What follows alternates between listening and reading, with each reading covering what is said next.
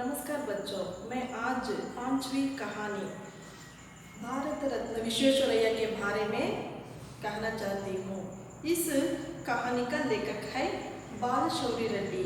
Doctor बालशौरी Reddy द्वारा रचित आज भारत रत्न विश्वेश्वरैया के जीवनी के बारे में आज देखेंगे। भारत रत्न विश्वेश्वरैया, इस कहानी में लेखक प्रस्तुत अपनी विश्वेश्वरैया के जीवनी के बारे में और व्यक्तित्व, विश्वेश्वरैया के व्यक्तित्व के बारे में और कर्म कुशलता, इसी के बारे में परिचय देते हुए उन्होंने अपने जीवन में, विश्वेश्वरैया ने अपने जीवन में अनेक कष्टों को झेलते हुए अपनी प्रतिभा को दिखाया हुआ है और कठोर परिश्रम, विश्वेश्वरैया की कठोर परिश्रम और दूरदर्शित आदि गुणों से देश के नवनिर्माण में अपना महत्वपूर्ण योगदान दिए हुए हैं। भारत रत्न विभूषित विश्वेश्वरैया का जन्मदिन को हम इंजीनियर्स डे से मनाया जाता है। हर साल 15 सितंबर को हम इंजीनियर्स डे से मनाया जाता है। इन्होंने ईमानदारी और कर्मयोगी और विश्वेश्वरैया की जीवन प्रेरणा से हर एक छात्र भी ऐसा होने का प्रेरणा मिलते हैं। विश्वेश्वरैया का जन्म मैसूर राज्य के, अब के कर्नाटक राज्य के मुद्देनहಳ್ಳಿ, कोलार जिले के अंतर्गत मुद्देनहಳ್ಳಿ गांव में आपकी जन्म हुई है। किसकी जन्म हुई है? विश्वेश्वरैया का जन्म पहले मैसूर राज्य के, अब हम कर्नाटक कहते हैं, कर्नाटक के कोलार जिले के मुद्देनहಳ್ಳಿ एक गांव में आपकी जन्म हुई है। ये 1 मार्क क्वेश्चन में पूछा जा सकता है।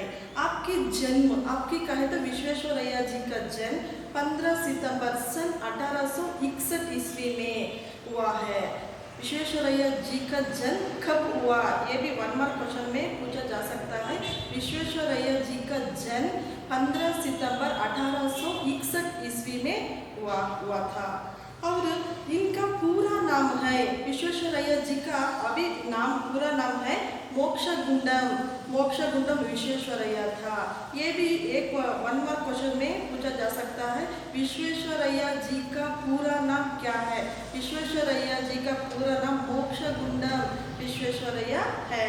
अपने माता पिता ही बहुत गरीब थे। उन्होंने पढ़ने लिखने के समय उनका घर का आर्थिक स्थिति, छोटेपन का समय में विश्वेश्वरैया जी का आर्थिक स्थिति बहुत गरीबी में बीता है और उन्होंने दिल लगाकर पढ़ाई के ओर बहुत ध्यान देते थे। इसीलिए उन्होंने एजुकेशन के बाद, प्रारंभिक शिक्षा के बाद नंतर के एजुकेशन को उन्होंने बेंगलुरु जाना पड़ा है।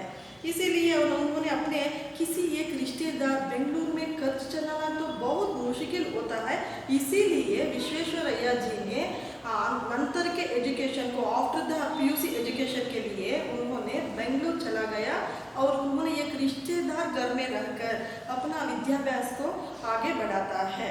और मैट्रिक के उत्तीर्ण के बाद उन्होंने बेंगलुरु में जाकर सेंट्रल कॉलेज में भर्ती होता है। वहाँ उन्होंने सेंट्रल कॉलेज में बीए की उपाधि प्राप्त करता है। और उनका साल, तब विश्वेश्वरैया जी का साल 19 ईयर्स, 19 साल की थी। 19 साल में उन्होंने बीए की एजुकेशन को कंप्लीट करता है। उन्होंने सेंट्रल कॉलेज के प्रिंसिपल एक अंग्रेज थे, उन्होंने एक फॉरेनर्स थे। इसीलिए उनका एक्टिविटीज़ को उन्होंने देखते थे, किसके? विश्वेश्वरैया के एक्टिविटीज़ को। इसीलिए उन्होंने योग्यता तथा गुणों से बहुत ही प्रभावित था। उनको देखते देखते ही विश्वेश्वरैया पर वो अंग्रेज का टीचर बहुत प्रभावित थे। इसीलिए उन्होंने साइंस कॉलेज में पूना के, बेंगलुरु के नंतर में बेंगलुरु के एक अंग्रेज के अध्यापक ने, प्रिंसिपल ने पूना के एक साइंस कॉलेज के प्रिंसिपल के एक सिफारिशी पत्र को लिखता है। किसी के बारे में? विश्वेश्वरैया के बारे में। बेंगलुरु यूनिवर्सिटी का एक प्रिंसिपल ने पूना यूनिवर्सिटी के एक प्रिंसिपल को एक लेटर को लिखता है। बाद में वहाँ प्रिंसिपल उसी के बारे में, उस पत्र में विश्वेश्वरैया को बहुत से बहुत तारीफ किए थे। उनके एजुकेशन के बारे में उन्होंने, उनका इंटरेस्ट के बारे में उन्होंने अपने वो पत्र में लिखकर भेजा था। वहाँ प्रिंसिपल विश्वेश्वरैया को अपने कॉलेज में भर्ती ली है। ये सिफारिशी के पत्र को देखकर उनका कॉलेज में उनको एडमिशन के लिए अवकाश देते हैं। किसने? पूना कॉलेज के एक प्रिंसिपल ने विश्वेश्वरैया को एडमिशन की परमिशन देते हैं। विश्वेश्वरैया की इंजीनियरिंग की शिक्षा प्रारंभ हुई। तभी से आफ्टर द 20 ईयर्स के अंतर में उन्होंने पूना कॉलेज में साइंस को भर्ती होता है, साइंस स्टूडेंट की तरफ से भर्ती होता है। इसके बाद छात्रवृत्ति भी मिल गई। छात्रवृत्ति का मतलब है स्कॉलरशिप। उन्होंने पढ़ाई में बहुत अच्छे थे, इसीलिए उनको वो कॉलेज की तरफ से उनको स्कॉलरशिप भी दिया गया। फिर क्या था, निश्चिंत होकर अपने पूरा समय पढ़ाई में लगाने लगे। इसीलिए उन्होंने वो स्कॉलरशिप के लेकर उनकी पढ़ाई बहुत अच्छी तरह चलती थी। कहाँ? पूना में इंजीनियरिंग कॉलेज में। विश्वेश्वरैया समय के बड़े पाबंद थे। उन्होंने समय को बहुत इम्पोर्टेंस देते थे। वे अपना एक भी मिनट व्यर्थ होने ना देते थे। उन्होंने 1 सेकंड 1 मिनट भी उन्होंने वेस्ट नहीं करते थे। इसीलिए उल्टे ज़्यादा मेहनत भी करते थे। उसी के बदले में उन्होंने ज़्यादा से ज़्यादा, उनके हाथ में कितना होता है उतना से भी ज़्यादा परिश्रम करते थे। किसमें? पढ़ाई में। और परिणाम स्वरूप विश्वविद्यालय में समय के पहले ही, उनके ड्यूरेशंस के पहले ही उन्होंने इंजीनियरिंग की शिक्षा प्राप्त की। अपने कितने सालों तक ड्यूरेशन रहता है इंजीनियरिंग कोर्स, उसके पहले ही उन्होंने वो इंजीनियरिंग कोर्स को कंप्लीट करता है। कहाँ? पूना में करता है। साथ ही बॉम्बे विश्वविद्यालय भर में प्रथम श्रेणी में प्रथम निकले। उन्होंने बॉम्बे यूनिवर्सिटी में वहाँ भी प्रथम श्रेणी में फर्स्ट रैंक में उन्होंने पास हो जाता है। उन दिनों में बम्बई सरकार का यह नियम था। वहाँ यूनिवर्सिटी में भी एक रूल्स रहते थे। क्या रूल्स रहते थे कि उनका यूनिवर्सिटी में फर्स्ट वो आ जाता है, फर्स्ट रैंक वो कोई आता है, उनको वहाँ यूनिवर्सिटी में काम देने की एक शर्त थी। इसीलिए उन्होंने विश्वेश्वरैया को वो यूनिवर्सिटी में उनको काम मिल जाता है। तब इनका साल कितने होता है? 23 साल, 23 ईयर्स होता है। उस समय उन्होंने असिस्टेंट इंजीनियरिंग के पद को अपॉइंट होता है। बाद में बम्बई सरकार की नौकरी करते विश्वेश्वरैया ने नहरों के निर्माण के कार्य में बड़ी दक्षता प्रारंभ की। पहले उन्होंने बम्बई में नहर का मतलब कैनल्स को स्टार्ट करता है। वो प्रोजेक्ट का वर्क लेकर वो प्रोजेक्ट में सक्सेस पाता है। मुख्यतः शहरों के लिए पानी का नालियों का प्रबंध करने में पहले वाटर प्रॉब्लम्स, वो शहर में टाउन सिटीज़ में उन्होंने पानियों का इंतज़ाम करने का प्रयत्न किया। वो काम में उन्होंने सक्सेस पाया। पहले ही उन्होंने टाउन और सिटीज़ में वो पानी का इंतज़ाम तो किया। बाद में शहरों के लिए पीने के पानी का व्यवस्था, नेक्स्ट उन्होंने पानी के बाद पीने पानी का भी अरेंजमेंट्स किया। और पानी को इकट्ठा करना, स्टोर करने का, इकट्ठा का मतलब है वो कितना पानी चाहिए वो टाउन को, उतना पानी को स्टोर रखने का काम भी उन्होंने किया। बाद में इसलिए अनेक प्रमुख नगरों के लिए पानी तथा नालियों की व्यवस्था करने निमंत्रित किए गए थे। इसीलिए उनको अन्य राज्यों में ऐसा पानी का अरेंजमेंट करने का आइडियाज़ को इन्होंने कराने को काम के लिए बुला आ गया। विश्वेश्वरैया जब 31 वर्ष थी, उस समय उनका एज 31 ईयर्स हुआ था। तभी उन्होंने ये बहुत बड़ा कार्य साधन किया। एक बहुत बड़ा प्रोजेक्ट उन्होंने सक्सेस पा लिया। वह शक्कर बैरेज, शक्कर एक गांव का नाम है, वह शक्कर बैरेज मीन्स एक प्रोजेक्ट का नेम है, और वाटर वर्क्स का निर्माण किया। बाद सन 1894 मीन्स 1894 में वो 2 प्रोजेक्ट को लिया था। एक है कौन सी? फर्स्ट शक्कर बैरेज है, दूसरा वाटर वर्क्स का निर्माण है। उन दिनों में सिंधु प्रांत बम्बई राज्य का हिस्सा था। सिंधु प्रांत एक बॉम्बे का एक पार्ट हुआ था। अब तो नहीं है, अब तो पाकिस्तान में है। आज प्रांत हमारे बॉम्बे में नहीं है, पाकिस्तान में है। इस शहर के लिए पानी का प्रबंध सिंधु का बहुत बड़ा रेगिस्तान था। रेगिस्तान का मतलब है वो राज्य का बहुत से बहुत प्लेस, बहुत डेजर्ट था। डेजर्ट मीन्स रेगिस्तान था। इसीलिए वो प्रांत का शक्कर नामक एक छोटा सा शहर था। वो कहाँ? बॉम्बे में था। वो बॉम्बे में वो शक्कर नामक गांव बहुत से बहुत 70% वो क्या था? डेजर्ट का लैंड था। इसीलिए ये शहर के पानी का प्रबंध करना विश्वेश्वरैया को सौंप गया। ये गांव के लिए पानी का अरेंजमेंट किस तरह करनी चाहिए, ये प्रोजेक्ट तो विश्वेश्वरैया के पास आ गया। विश्वेश्वरैया बड़ी सूझबूझ और दक्षता के साथ, वेरी टैलेंटेड और बहुत से बहुत ऑनेस्टी से ये प्रोजेक्ट को उन्होंने सक्सेस लिया। इससे सारे देश उनका नाम फैल गया। ये प्रोजेक्ट सक्सेस होने के बाद उनका नाम सारे देश में स्प्रेड हो गया है। विश्वेश्वरैया ने अपने प्रत्येक कार्य में अपनी प्रकार प्रतिभा का परिचय किया।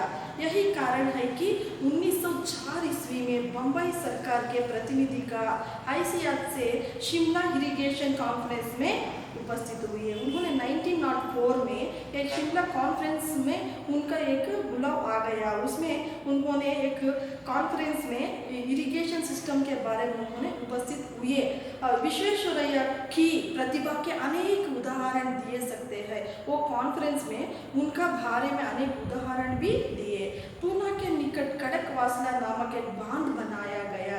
उन्होंने नंतर बॉम्बे के नंतर, मुंबई के नंतर पूना में, पूना के खड़कवासला का एक बांध मीन्स डैम को बनवाया। इस बांध के लिए ऑटोमेटिक गेटों को का डिज़ाइन अपने ही किया। ऑटोमेटिक का मतलब है अपने आप खुलने, अपने आप को बंद होने का एक डिज़ाइन भी कराया। इंजीनियरिंग के क्षेत्र में उन्होंने ऐसे इंजीनियरिंग डिपार्टमेंट में इस काम की इतनी प्रशंसा हुई कि अमेरिका के मशहूर पनामा नहर के लिए इसी डिज़ाइन की नकल की गई है। हमने यहाँ पूना में कौन सी बांध बनवाया है, इसी तरह अमेरिका में भी उन्होंने पनामा, एक फेमस पनामा कैनाल का भी उन्होंने एक ऐसा डिज़ाइन भी बनवाया गया था। फिर क्या था? विश्वेश्वरैया का नाम विदेश में भी फैल हो गया। हमारे भारत के साथ उन्होंने अमेरिका में भी जाकर उनका एक बुद्धि शक्ति को दिखाया। इसीलिए अन्य देशों में भी विश्वेश्वरैया का नाम फैल गया। विश्वेश्वरैया ने जब बम्बई तथा सिंध में वाटर वर्क्स का प्रबंध करने में बड़ा नाम कमाया। 1906 में उन्होंने बुलाव आया, वहाँ पर भी उन्होंने शहर के लिए पानी का इंतजाम किया, नालियों भी बनाई। इस कार्य में साथ उनका बहुत बड़ा नाम था। साथ ही वे देश के बहुत बड़े इंजीनियरों में गिने जाने लगे। इस समय से बड़ी बड़ी योजनाओं के लिए उनकी सलाह लेनी जरूरी समझा लेनी है। इधर उनकी खूब पदोन्नति भी बढ़ गई। विश्वेश्वरैया की ख्याति तथा पदोन्नति उनका एक स्टेज को देखकर, उनका ये नामों को देखकर ईर्ष्या करते थे। दो प्रकार से उनके साथ में काम करने वाले फ्रेंड्स थे, उनसे ईर्ष्या करते थे। ईर्ष्या का मतलब जलस करते थे, क्योंकि उनका पहला कारण है, एक विश्वेश्वरैया की उम्र केवल 47 वर्ष की थी। उस समय उनका आयु एज 47 ईयर्स थे और उनका स्टेटस भी बहुत ऊपर था। उनके सामने रहने वाले पुराने इंजीनियर्स के सामने इनका नाम तो बहुत प्रसिद्ध हुआ और इसी के साथ उनका वेतन भी ज़्यादा हुआ। और ये दोनों से इनका वेतन और इनका स्टेटस को देखकर अन्य इंजीनियर, इनके साथ काम करने वाले अन्य इंजीनियर्स इससे बहुत जलस करते थे। ये ईर्ष्या को मालूम होकर, ये ईर्ष्या को कारण को समझकर विश्वेश्वरैया ने एक दिन अचानक नौकरी के इस्तीफा दे दिए। इसीलिए उन्होंने रिजाइन लेटर को भी दिया। कौन? विश्वेश्वरैया ने। उनके साथियों को ईर्ष्या को समझकर उन्होंने अपने पद को, अपनी नौकरी को उन्होंने रिजाइन मान लिया और नियमानुसार उन्हें पेंशन भी मिल नहीं सकती। मगर उनकी विशिष्ट सेवाओं तथा योग्यताओं को देखते हुए उन्हें पेंशन भी मिल गया। उन्होंने हार्ड वर्क को देखकर वो सरकार ने उनको पेंशन भी मिल गया। कोई उनका पीरियड के अंदर वो समाप्त नहीं किया तो वो पेंशन नहीं आते थे, लेकिन विश्वेश्वरैया ने उनको काम से उन्होंने निष्ठ से किया थे, इसीलिए उनका पेंशन भी मिल गया। नंतर नौकर के निवृत्त हो वो पेंशन पाने के बाद विश्वेश्वरैया हैदराबाद राज्य के इंजीनियरिंग सलाहकार नियुक्त हुए। नंतर में उन्होंने इलाहाबाद जाकर इलाहाबाद में एक एडवाइजर, इंजीनियर्स के सलाहकार एडवाइजर के नाम पर उन्होंने अपॉइंट हुआ। उन दिनों हैदराबाद रियासत पर निज़ाम नवाब शासन करता था। उन दिनों में हैदराबाद का शासन तो निज़ाम ने करते थे। नवाब दुनिया के सबसे बड़ा अमीर माने जाते थे।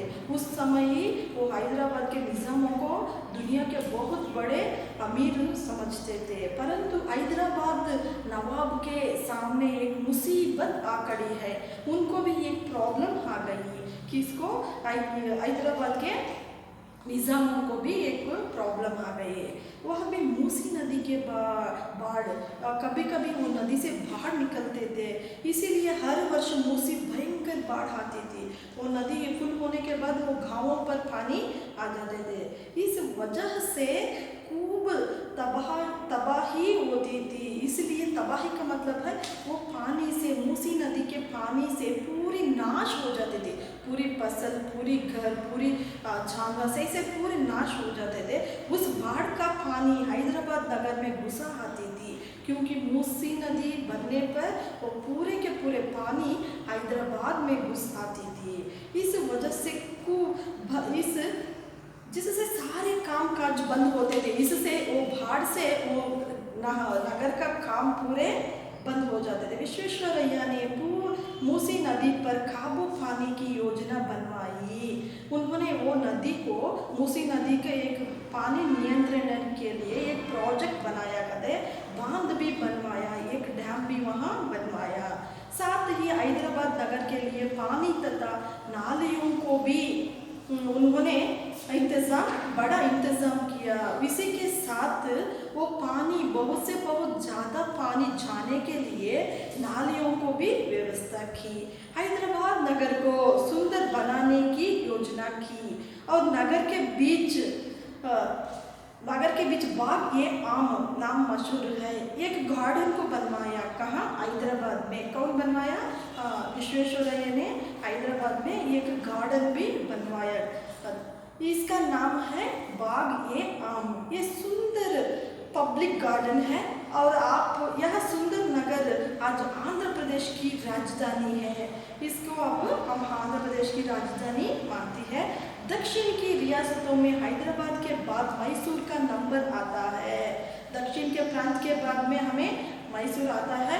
मैसूर के राजा उस समय कृष्णराजा ओडियर, वे एक कुशल शासक नहीं अपितु दयालु हृदय के थे। उन्हें शासन भी नहीं है, उनके साथ उनका मन बहुत दयालु थे। वे अपनी प्रजा के हमेशा खुशी रखने के लिए वो सोचता था, इसीलिए नई नई योजनाएं कार्यान्वित करते थे। कौन? कृष्णराजा ओडियर नए नए कार्यों को करने के लिए उन्होंने योजना करते थे। विश्वेश्वरैया को कृष्णराजा ओडियर ने उनको निमंत्रण किया, इसीलिए विश्वेश्वरैया ने मैसूर राज्य का निवासी था। पहले ही विश्वेश्वरैया मैसूर राज्य की निवासी था, इसीलिए अपनी मातृभूमि सेवा करने के लिए उनका मन भी लगाकर, उनका कितना स्ट्रेंथ होता है उतना ही वो मैसूर राज्य पर उन्होंने अनेक योजनाएं किए गए हैं। विश्वेश्वरैया की कार्यकुशलता, ऐसा ही कार्यकुशलताओं को 3 साल इंजीनियरिंग के पद पर उन्होंने काम किए। नंतर कृष्णदेवराय ओडियर ने अपने दीवान के पद पर उनको नियुक्त किए। किसे? विश्वेश्वरैया को। मैसूर ये राज्य का इम्प्रूवमेंट होने का इंजीनियरिंग पद से उन्होंने बहुत से बहुत वो राज्य को बदलाव दिए। इसी के नंतर उनका कार्य दक्षता को देखकर मैसूर के राजा ने अपने दीवान के पद पर उनको आयोजन किए थे। उसी के बाद उन्होंने हर कार्य करते समय समय राज्य के हर विभागों में सुधार किए। उन्होंने दीवान के काम पर हर एक डिपार्टमेंट में, हर एक विभागों का मतलब है डिपार्टमेंट में उन्होंने कार्यों से वो पूरे एक बैलेंस को लाया था और इसी से वो राज्य का आमदनी भी बढ़ गया। आमदनी का मतलब है आर्थिक स्थिति भी इम्प्रूवमेंट हो गया और बड़े बड़े कारखाने भी खोल दिए। ऐसा नई नहरों के द्वारा 1.5 लाख एकड़ भूमि की सिंचाई का इंतजाम भी किया। इन्होंने इनकी बुद्धि शक्ति से वो सागर से पानी नहरों से जाकर 1.5 एकड़ को इरिगेशन का सिस्टम में उन्होंने मैसूर राज्य का एक इंतजाम, सिंचाई का एक इंतजाम भी किया। सिंचाई का मतलब है इरिगेशन सिस्टम को उन्होंने किया और मैसूर राज्य के शिव समुद्र जलप्रपात से बिजली का उत्पादन का एक कारखाने भी उन्होंने खोल दिया। और विश्वेश्वरैया औद्योगिकी दृष्टि से, औद्योगिकी की मतलब है इंडस्ट्रियल डेवलपमेंट के साथ उन्होंने इस राज्य का स्वरूप को ही बदल डाला। किसने बदल डाला? विश्वेश्वरैया ने। ऐसा कार्यों में भी उन्होंने सफल प्रयत्न किया। उन दिनों में विश्वेश्वरैया ने यह अनुभव किया कि उनको एक एक्सपीरियंस हुआ। कौन सी अनुभव हुआ कि एक प्रदेश की प्रगति के समृद्धि, एक देश तो अपने आप से इम्प्रूवमेंट होना है तो इसकी सिंचाई का व्यवस्था, पानी का व्यवस्था अच्छी तरह लगनी चाहिए और औद्योगिक का उन्नति पर निर्भर होती है। औद्योगिक का मतलब है इंडस्ट्रियल रहे तो वो राज्य, वो प्रांत्य इम्प्रूवमेंट होता है। पानी का अरेंजमेंट के साथ एक इंडस्ट्रियल रहे तो एक राज्य में, एक प्रांत्य में वो प्रांत्य वो आर्थिक स्थिति में सुधार हो जाता है। इसी का वो उनका अनुभव पाया। कहाँ अनुभव पाया उन्होंने? मैसूर राज्य में विश्वेश्वरैया का यह अनुभव हुआ। इसीलिए यही कारण है कि उन्होंने मैसूर राज्य में चंदन का तेल, इसी के साथ एक कारखानों के साथ उन्होंने अनेक तरह के कारखाने खोले दिए। उनमें से पहला है चंदन का तेल और सीमेंट और साबुन और इस्पात तथा कागज के कारखाने, ऐसे अनेक तरह के फैक्ट्रियों को, कारखाने को उन्होंने खोल दिया। भद्रावती में स्थापित हुए इस्पात का कारखाने उन्हीं के पर्यवेक्षण में निर्माण हुआ। मैसूर राज्य के विकास के विश्वेश्वरैया के प्रमुख कार्य 3 कहे जाते हैं। उन्होंने किया हुआ अनेक कामों से 3 कामों को बहुत इंपॉर्टेंट देते हैं। उनमें से प्रमुख है कावेरी नदी पर बांध। कावेरी नदी का बांध मैसूर के KRS के नाम से बहुत प्रसिद्ध है और यह बांध कृष्णराज सागर नाम से मशहूर है। अब मैसूर में रहने वाले कृष्णराज सागर बहुत प्रसिद्ध एक योजनाकारी है। किसके? विश्वेश्वरैया के। और इस बांध के निर्माण से, वो डैम के निर्माण करने समय यहाँ उद्योगों के लिए बिजली प्राप्त हुई। अनेक वहाँ से इलेक्ट्रिसिटी को भी उन्होंने पा लिया है वो पानी से, और वहीं पर सिंचाई के लिए पानी भी मिला। यहाँ इलेक्ट्रिशियन के उत्पादन के साथ उनको होने वाले इलेक्ट्रिक भी उनके मिल गए। और मैसूर राज्य के विकास के कृष्णराज सागर का प्रमुख स्थान है। और क्योंकि भारत में यह बांध अपने ढंग का पहला है, हमारा यह भारत पूरे के पूरे देश में ये डैम बहुत फेमस है। इसका पूरा श्रेय विश्वेश्वरैया को प्राप्त है। इस बांध को देखने के लिए दूर दूर से लोग आते हैं और इसके बनाने वाले तारीफ करते, थकते ना थे। ये डिजाइन्स को, ये डैम का डिजाइन्स को बनाने वाले के बारे में तारीफ भी देते हैं और इतना सुंदर डैम को उन्होंने हमारे देश में बहुत प्रसिद्धों में एक है। और मैसूर को वास्तव में इंद्रपुरी बनाने का श्रेय विश्वेश्वरैया जी को प्राप्त है। नगर के सुंदर बनाने की दिशा में वृंदावन उद्यान, वृंदावन गार्डन और उन्हीं के योजना का सुंदर परिणाम है। उन्होंने सोचा कि ये औद्योगिक के साथ हमारा राज्य भी बहुत सुंदर से दिखना है तो वो राज्य में एक गार्डन का व्यवस्था रखना चाहिए। ये मन में लगाकर उन्होंने वृंदावन गार्डन को भी निर्माण किए। कौन है? विश्वेश्वरैया। कहाँ? मैसूर में। और वह नंदन वन माना जाता है। नंदन वन का मीन्स हर साल साल भर पूरा वो फ्लावर खिल के रहना, वो प्लांट्स में, वो पौधों में हर साल, हर मंथ, हर महीने में भी फ्लावर्स के साथ रहता है, इसीलिए उसको नंदन वन भी कहते हैं। उनको अन सीजन, एनी सीजन में वो फ्लावर गार्डन जैसा दिखता है। भारत का सुंदर उद्यानों में से ये एक है। हमारे भारत देश में कितने गार्डन्स है, वो गार्डन में हमारा वृंदावन गार्डन बहुत फेमस है। और दीवान के पद पर, उन्होंने राज्य के राजा के दीवान के पद पर विश्वेश्वरैया ने मैसूर की शासन व्यवस्था में कई सुधार किए। रूल्स और रेगुलेशंस के बारे में, उन्होंने शासन के बारे में भी अनेक इम्प्रूवमेंट को किया है। कहाँ? मैसूर में। और पंचायतियों को व्यवस्था, उन्हीं के देखभाल में पंचायतियों को सृष्टि करके वो पंचायतियों को मेंबर भी बनवाया। कहाँ? मैसूर में। और गांव और शहरों के जनता के द्वारा प्रतिनिधि चुने थे, उनको एक मेंटेन करने के लिए एक प्रतिनिधियों को भी वहाँ चुनवाया गया, जो वहाँ के सुधार कार्यों में सरकार को सलाह देने लगे। हर एक पंचायतियों में, हर एक छोटे छोटे गाँव में एक लीडर को रखकर वो गांव के, वो शहर के बारे में उन्होंने वो पूरे मैसेज को उन्हें लेते थे। और इस प्रकार जनता और सरकार के बीच सहयोग की भावना बढ़ी।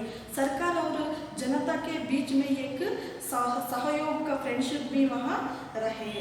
राज्य का अच्छा विकास हुआ। इसी तरह ये मेथड से बहुत इम्प्रूवमेंट हो गया। मैसूर राज्य ऐसे रखने में वो राज्य में, वो शहर में, वो गांव में कौन सी चीज़ का वो प्रॉब्लम है, वो पूरे इन्होंने उसको सॉल्व करते थे, इसीलिए वो राज्य बहुत से बहुत इम्प्रूवमेंट हो गया। इस प्रकार राज्य के आर्थिक विकास के उनकी देन अद्भुत है, इसीलिए उन्होंने आर्थिक स्थितियों में वो राज्य अभिवृद्धि हो गई। शिक्षा के क्षेत्र में उन्होंने एजुकेशन के डिपार्टमेंट में भी विश्वेश्वरैया ने राज्य की अद्भुत उन्नति की। एजुकेशन डिपार्टमेंट में भी उन्होंने अनेक कार्यों को दिए हुए हैं। उन दिनों दक्षिण की केवल मद्रास विश्वविद्यालय स्थापित थे। ओनली वन मद्रास के यूनिवर्सिटी एक थे। उस समय सारे देश में केवल 5 विश्वविद्यालय काम कर रहे थे। हमारे पूरे देश में 5 यूनिवर्सिटीज रहते थे। 5 विश्वेश्वरैया ने मैसूर राज्य के लिए एक अलग विश्वविद्यालय भी स्थापित किए। उन्होंने शासन करने समय मैसूर में भी एक अलग यूनिवर्सिटी को बनाया। इस प्रयत्न में उन्हें अनेक बाधाएं का सामना करना पड़ा।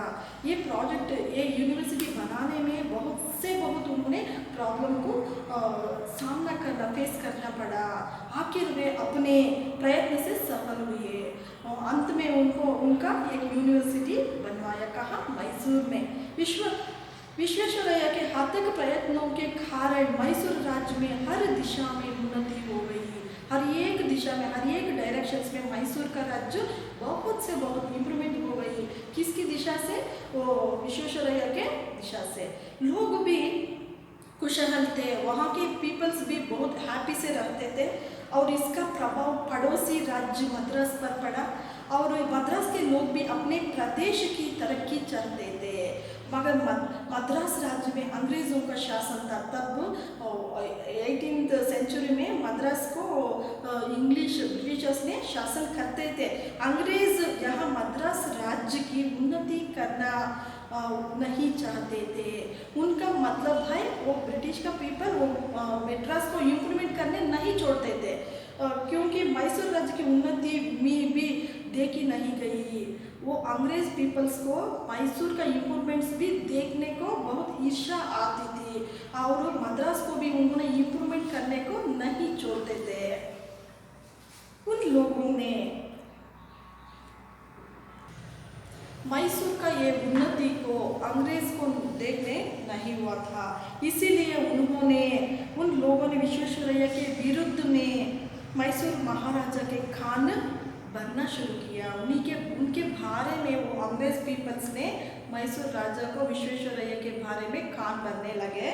ऐसी दशा में ऐसा परिस्थिति में विश्वेश्वरैया ने वहाँ का काम अपनी शान के विरुद्ध समझा। था और उन्होंने 1918 ईस्वी में उन्होंने अपना पद से वो इस्तीफा दे दी, मीन्स रिजाइन कर दिया। 1918 में उन्होंने उस काम पर मैसूर को छोड़कर मैसूर का काम में दीवान का काम कर उन्होंने रिजाइन लेटर दे दिए। बाद में मैसूर राज्य के दीवान पद पर हटने के विश्वेश्वरैया ने विदेशों में यात्रा करने चल पड़े। उन्होंने दूसरे देशों को जाने को चल पड़ता है।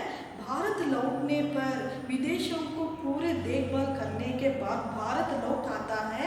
अनेक विकास योजनाओं की समिति का सदस्य नियुक्त किए। उन्हें आगमन से अनेक कमिटी मेंबर्स ने उनको एडवाइस के लिए वो वेट कर रहे थे। और उन दिनों में भारत सरकार नई दिल्ली की राजधानी बना रही थी और राजधानी हमारा देश के एक राजधानी वो दिल्ली के बारे में वो बातचीत करते थे। उसके निर्माण के बाद वो दिल्ली के राजधानी के निर्माण के बाद देश में प्रमुख इंजीनियरों की एक कमेटी बनाई। पूरे हमारे देश में कितने लोग फेमस इंजीनियर्स रहते हैं उनका एक कमेटी भी बनवाया और दिल्ली राजधानी कमेटी कहलाई। उसको दिल्ली का राजधानी का एक कमेटी नाम दिए। विश्वेश्वरैया इस कमेटी के एक मुख्य सदस्य बने। विश्वेश्वरैया मैसूर के विकास के जो प्रशासन कुशलता दिखाई, मैसूर राज्य के बारे में किस तरह उन्होंने अपनी एबिलिटी को इम्प्रूवमेंट के तरफ दिखाई है, उससे प्रभावित वो टाटा कंपनी वाले उन्हें अपने इस्पात कारखाने का डायरेक्टर नियुक्त बनाए। टाटा कंपनी वाले एक स्टील कंपनी को, स्टील कारखाने फैक्ट्री को खोलकर वो फैक्ट्री का डायरेक्टर बनाया किसे, विश्वेश्वरैया को। अनेक वर्षों तक इस पद पर, कौन सी पद पर, वो इस्पात के कारखाने के डायरेक्टर के पद पर और स्टील कारखाने का डायरेक्टर के पद पर अनेक साल उन्होंने रहे। और विकास में विश्वेश्वरैया ने अपनी सारी शक्ति लगा दी और इम्प्रूवमेंट के लिए उन्होंने अपनी कितनी शक्ति लगता उतनी भी वो कंपनीज में लगाया। देश के अनेक विश्वविद्यालयों में अपने सर्वोच्च उपाधियां देकर विश्वेश्वरैया को प्रति अपना आदर प्रकट किए। उनकी विशिष्ट सेवाओं के लिए स्वतंत्र भारत सरकार 1955 में भारत सर्वोच्च उपाधि भारत रत्न से विभूषित किए।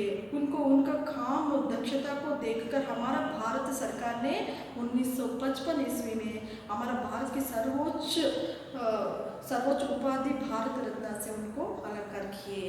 और उन्होंने 94 ईस्वी, तब 94 मीन्स 94 ईयर्स होगा था, 94 ईयर्स में उन्होंने वो पदवी को लिए।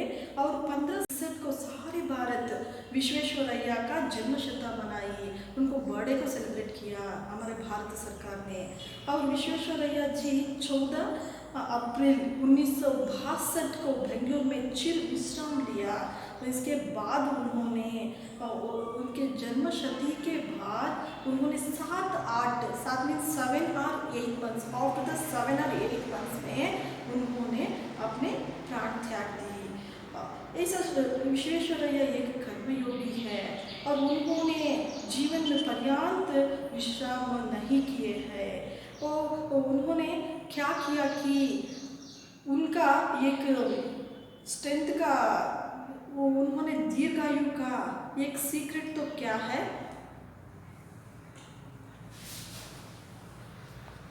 उन्होंने जीवन पर्यंत विश्राम नहीं किए थे।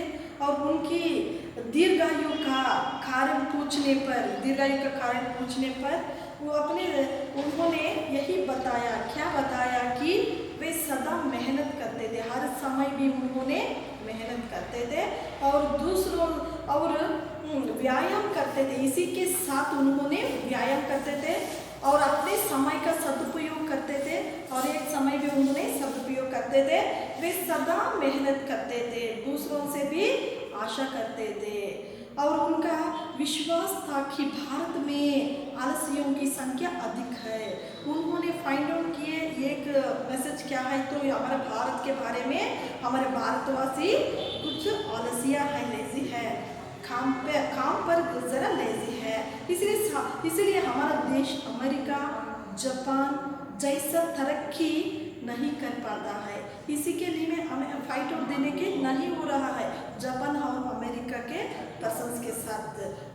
और उनका विश्वास था कि जिस दिन हम अपने आलस्यपन को त्याग देते हैं, हम किस दिन हमारे आलस्यों को त्याग करते हैं, उसी दिन हमारा देश विकास होता है, उसी दिन हमारा देश इम्प्रूवमेंट होता है। विश्वेश्वरैया जी सेवा भाव को अत्यंत पवित्र आचरण मानते थे। जिंदगी भर देश की तथा मानव समाज की सेवा के वे लगे थे। विश्वेश्वरैया जैसे एक दर्जन कर्मयोगी यदि इस देश में पैदा हुआ तो हमारे देश स्वरूप को ही बदल डालता है। विश्वेश्वरैया का चरित्र आदर्शपूर्ण है और विनयशील तथा साधु प्रकृति के पुरुष थे। ईमानदारी तो उनके चरित्र की अटूट अंग है। असाधारण प्रतिभा रखते हुए भी उन्होंने कभी गर्व का अनुभव नहीं किया और वे सदा देश के विकास के लिए सपने देखते थे। अपने जीवन काल में उन्होंने कई सपने साकार होते देखा और अपने श्रम और स्वावलंबन द्वारा कोई भी व्यक्ति हमारे समाज में ऊपर उठ सकता है। इसका जबरदस्त प्रमाण डॉक्टर विश्वेश्वरैया की जीवनी है। आज हमारे बीच में डॉक्टर विश्वेश्वरैया नहीं है, लेकिन उनके द्वारा निर्मित हुआ अनेक बांध तथा कल कारखाने, उनके स्मारक और आदि ऐसे अनेक उदाहरण और उनकी बुद्धि कुशलता स्मरण दिला रहे हैं। इसीलिए ऐसा महान विश्वेश्वरैया पर सारे भारत गर्व है। लेकिन ऐसा एक गरीबी में पैदा होकर एक साधारण एक व्यक्ति ऐसा महान व्यक्ति बनने को उसका परिश्रम कितना होती है। बच्चों ये सोच समझकर आप भी ऐसा प्रेरणा लेकर ऐसा महान व्यक्तियों जैसे आप भी बनने का ये पाठ का आशय है। धन्यवाद।